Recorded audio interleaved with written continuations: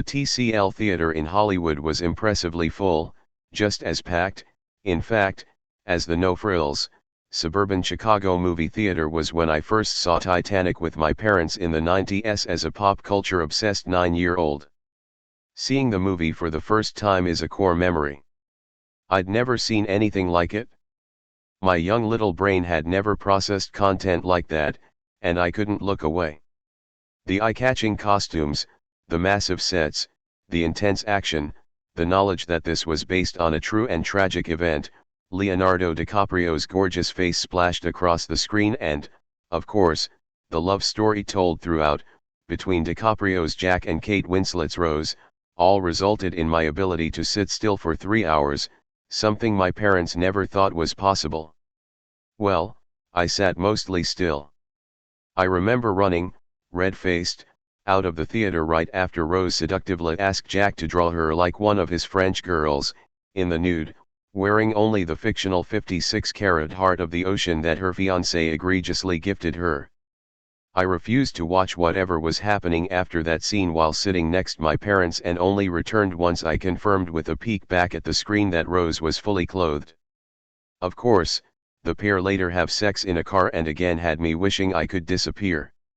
Seeing the movie for the first time also gave way, like it did for many at the time, to a deep, breathless love for DiCaprio. He became the king of my world, and I was very much part of the Leo-mania that ensued in the 90s, and, for some of us, never ended. 25 years later, on this night in Los Angeles, surrounded by other people who likely had their own core memories, there was a cult-like vibe that permeated through the theater. As soon as the title card splashed across the iconic theater's IMAX screen, cheering and applauding erupted. That vibrant spirit held up throughout the entire screening. The audience applauded at first sight of the movie's star, Oscar winner Winslet, and audibly booed when Billy Zane's easy-to-hate Cal Hockley first appeared on screen. Whistles and cheers filled the room for Gloria Stewart when she made her cheeky quips in the opening scenes of the film.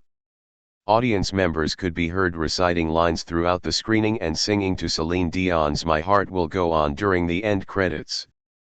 The loudest audience reactions came when Jack buoyantly jumped on the bow of the Titanic to declare "I'm the king of the world." After all these years, both DiCaprio and the movie certainly still know how to rule a box office. Director James Cameron's crown jewel has already grossed over $22.3 million worldwide since it docked back into theaters on February 9, an impressive turnout in an era where Titanic, and almost any other movie, is available to watch at home.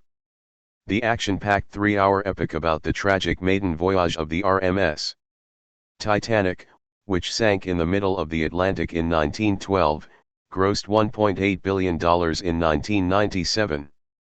Seeing it again on the big screen still had an impact, even if the 3D effects seemed unnecessary at worst and only really effective in the film's final hour, when the mood in the theater shifted from raucous and celebratory to somber.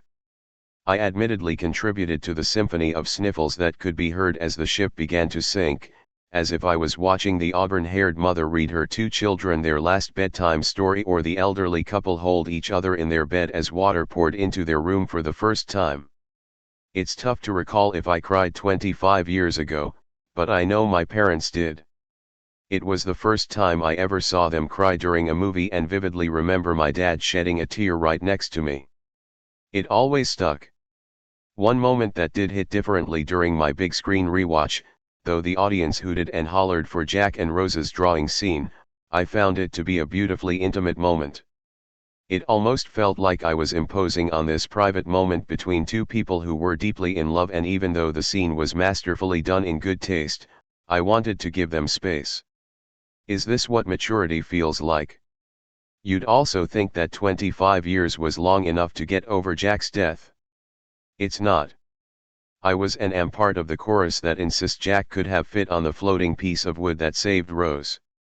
And though Cameron kind of sort of proved Jack couldn't have survived, it is clear that the magic of Titanic has.